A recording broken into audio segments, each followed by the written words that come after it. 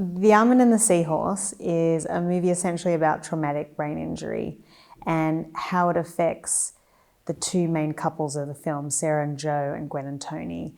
One of each of these couples has a traumatic brain injury, and the story follows the relationships between these couples and how they intertwine.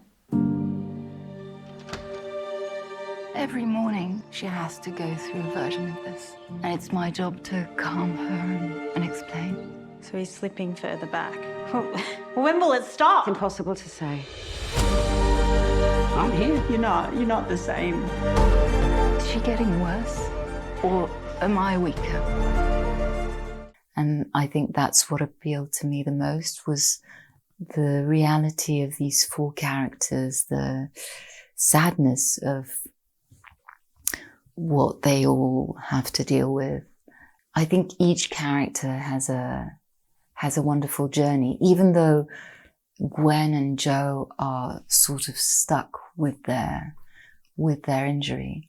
For my character, I was able to explore, I think, letting go, the pain of letting go. It's a lot to do about grief, also grieving someone who's still alive. And it's just a very touching, moving story. Attracted me to being in The Almond and the Seahorse was, first of all, the phenomenal script. I thought Kate and Kellen did such an amazing job adapting the film. And then looking at the role of Sarah, I was like, whoa, this is really a tour de force role. She really goes through so much emotion. And I think that a lot of people can relate to this film, and in different ways, because it has so many existential themes. And it's about how we live our lives, and it's about what is important. It's about not always visualizing what life is.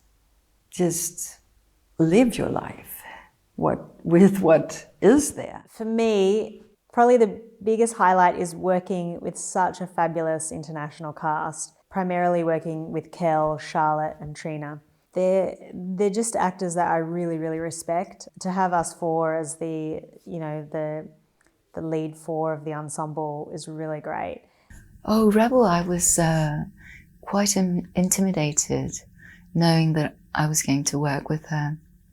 I know that it's her first dramatic part, but I've always felt that actors, having done a lot of comedies, they have a depth and a sadness that I find very, very touching, very moving. You may not have had traumatic brain injury in your family, or brain injuries like dementia, amnesia, those types of things, but everybody can relate to having somebody in their family get sick, get ill, and how you struggle and deal with that. I think is really moving and really relatable. I want a future. We're not present. Time's passing, life's moving on. But tomorrow morning, I'll be a young girl. I want Joe back. We all want Joe back. I want Joe. You've got Joe. It all comes down to the almond and the seahorse. The amygdala and the hippocampus, they are necessary for the making of new memories.